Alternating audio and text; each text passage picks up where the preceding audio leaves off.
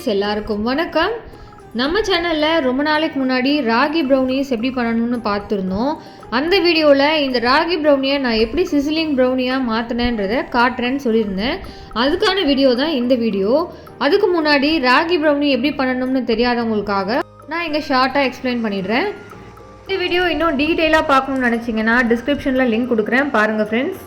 இந்த ராகி ப்ரௌனி பண்ணுறதுக்காக flavourless oil, அதாவது ஸ்மெல் ரொம்ப டாமினண்ட்டாக இருக்கிற மாதிரி ஆயிலாக இல்லாமல் எந்த ஆயில் வேணால் எடுத்துக்கலாம். நான் இங்கே சன்ஃப்ளவர் ஆயில் எடுத்திருக்கேன். 3 tablespoon sunflower oil, 1/2 cup brown sugar, 1/2 cup curd, இதை மூணுத்தையுமே நல்லா பிளெண்ட் பண்ணிக்கிறேன். இது நல்லா பிளெண்ட் ஆனதும் இதில் ஒரு 1/2 டேபிள் ஸ்பூன் வெனிலா எக்ஸ்ட்ராக்ட் எடுத்துக்கிறேன். இதையுமே நல்லா மிக்ஸ் பண்ணிவிட்டு தனியாக எடுத்து வச்சுக்கிறேன்.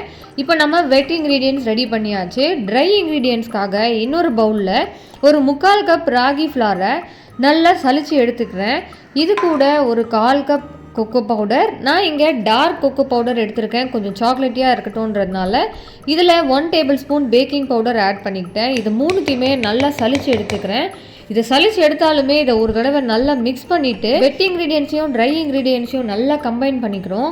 இது நல்லா கம்பைன் ஆன பிறகு நம்ம டேஸ்ட்டை இன்னும் என்ஹான்ஸ் பண்ணுறதுக்காக சாப் பண்ணி வச்சுருக்கிற நட்ஸ் நிறைய ஆட் பண்ணிக்கலாம். வால்நட்ஸ் இந்த ப்ரௌனிஸ்க்கு ரொம்பவே எக்ஸ்ட்ரா டேஸ்ட் கொடுக்கும், அதனால் வால்நட்ஸ் நிறைய ஆட் பண்ணிக்கோங்க. இங்கே சாக்கோ சிப்ஸ் ஆட் பண்ணியிருக்கிறேன். இப்போ கேக் ட்ரேயில் ஆயில் நல்லா க்ரீஸ் பண்ணிவிட்டு நம்ம நல்லா மிக்ஸ் பண்ணி வச்சுருந்த அந்த பேட்டரை இதில் ஆட் பண்ணிக்கிறேன். இந்த கேப்பை வேஸ்ட் பண்ணாமல் ஒரு பேனை ப்ரீஹீட் பண்ணிக்கிறேன். அதுக்குள்ளே ஸ்டாண்ட் வச்சுட்டு இதை க்ளோஸ் பண்ணிக்கிறேன்.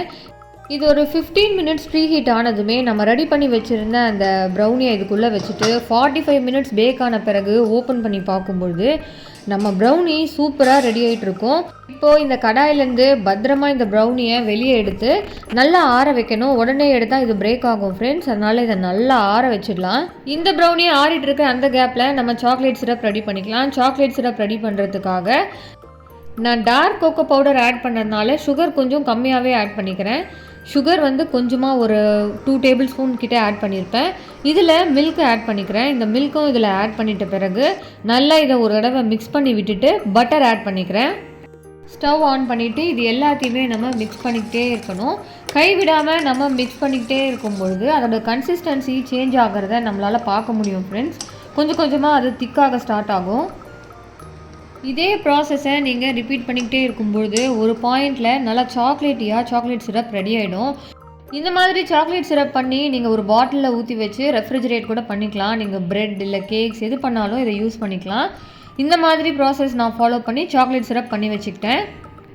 இப்போது நல்லா ஆறிட்டு இருக்கிற அந்த ப்ரௌனியை டீமோல்ட் பண்ணிடலாம். அதுக்காக கீழே ஒரு பிளேட் வச்சுட்டு இந்த கேக் ட்ரேவை தலைக்கீழாக கவுத்து எடுக்கிறேன். கேக் ட்ரேயில் நம்ம கீழே போட்டிருந்த அந்த பார்ச்மெண்ட் பேப்பரை கொஞ்சம் கொஞ்சமாக பிரித்து எடுத்துடுறேன். இப்போது ப்ரௌனி நமக்கு என்ன மாதிரி வேணுமோ அந்த மாதிரி கட் பண்ணி எடுத்துக்கலாம். நீங்கள் இந்த ரெசிபி ட்ரை பண்ணும்பொழுது கொஞ்சம் அகலமாக கட் பண்ணிக்கோங்க. அப்போ தான் ஐஸ்கிரீம் ஸ்கூப் நம்ம வைக்கும்பொழுது அது சரிஞ்சு விழாமல் இருக்கும். இப்போது ப்ரௌனி சூப்பராக ரெடி ஆகிடுச்சு. இப்போ சிசிலிங் ப்ரௌனியாக கன்வெர்ட் பண்ணுறதுக்காக இந்த சிசிலர் ட்ரே நான் அமேசானில் வாங்கியிருந்தேன் ஃப்ரெண்ட்ஸ், ஆல்ரெடி வாங்கி வச்சுருந்தேன். இந்த சிசிலர் ட்ரே இப்படி தான் இருக்கும். மேலே ஒரு கேஸ்ட் அயர்ன் ட்ரே இருக்கும். கீழே சூடு பொறுக்கிறதுக்காக நமக்கு உடன் ட்ரே கொடுத்துருப்பாங்க. நம்ம உடன் அந்த ட்ரேவை பிடிச்சி நம்ம இதை ஹேண்டில் பண்ணணும். நீங்கள் இதை ட்ரை பண்ணணும்னு நினச்சிங்கன்னா நீங்கள் தோசை தவாவில் கூட ட்ரை பண்ணலாம். இதுக்கு சிசிலர் ட்ரே தான் வேணும்னு அவசியம் இல்லை. இப்போது இந்த கேஸ்ட் அயர்ன் ட்ரேவை நான் ஜாக்கிரதையாக அடுப்பில் வச்சுட்டு நல்லா சூடு பண்ணி எடுத்துக்கிறேன் ஃப்ரெண்ட்ஸ். நல்லா ஆவி பறக்க சூடாக இருக்கிற அந்த கேஸ்ட் அயர்ன் மேலே நம்ம செஞ்சு வச்சுருந்த ப்ரௌனியை வச்சுட்டு ஒரு ஸ்கூப் ஐஸ்கிரீமை மேலே வச்சுட்டேன். இப்போ நல்லா சுட இருக்கிறப்போ நம்ம ரெடி பண்ணி வச்சுருந்த அந்த சாக்லேட் சாஸை இது மேலே ஊற்றிடலாம். இந்த சாக்லேட் சிரப் பட்டதுமே சூடாக இருக்கிற அந்த கேஸ்ட் அயர்ன் அந்த சவுண்ட் கொடுக்கும் பாருங்கள், இதுதான் ஃப்ரெண்ட்ஸ் டெம்ப்ட் ஆகும் நமக்கு. இந்த டிஷ்ஷுக்கு எங்கள் வீட்டில் இருக்கிறவங்க எல்லார்கிட்ட இருந்துமே ரொம்ப நல்ல காம்ப்ளிமெண்ட்ஸ் வந்தது ஃப்ரெண்ட்ஸ். அது மட்டும் இல்லாமல் ரொம்பவே நல்லா என்ஜாய் பண்ணோம். கண்டிப்பாக இது சூப்பர் ஹிட் ரெசிபி.